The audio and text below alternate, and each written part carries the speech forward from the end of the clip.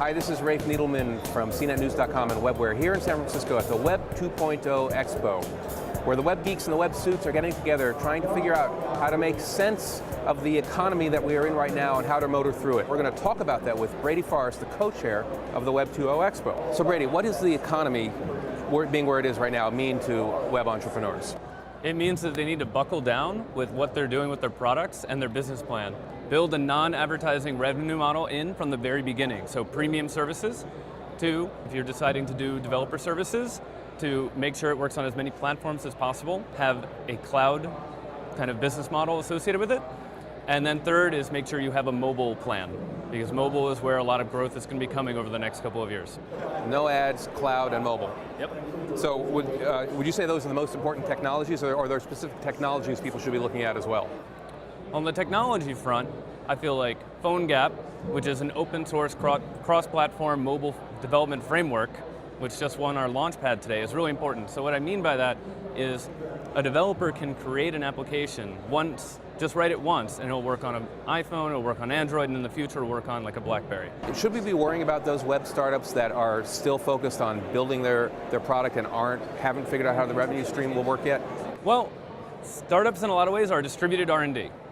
I mean, and I think they know that and they embrace that. And for a lot of these companies, the developer has a day job, or their startup costs are just very minimal. And they've decided to live on, they're working from a coffee shop and their servers are hosted by Amazon, and really they just have their living expenses and their laptop, and that's all they're paying for. And then a few cents a month to Amazon for a server. What do you think this show will look like next year?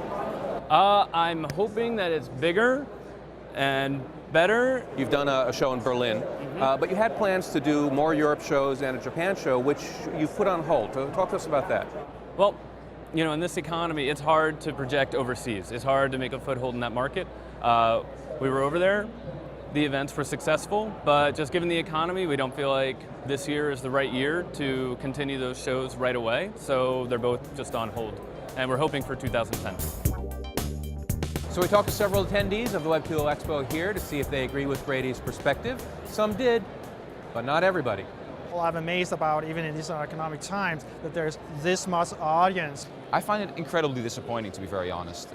I would have expected the Web 2.0 Expo to have some of the energy that I felt with Web 2.0, some wave that people are riding, and some real startups here. And when I look around, I see great brands who are doing great things. I'm excited with some of the technologies, but I don't see any real startups, anything that makes Web 2.0 what it is. This place is great for two reasons. One is we partner with a lot of the people that are here.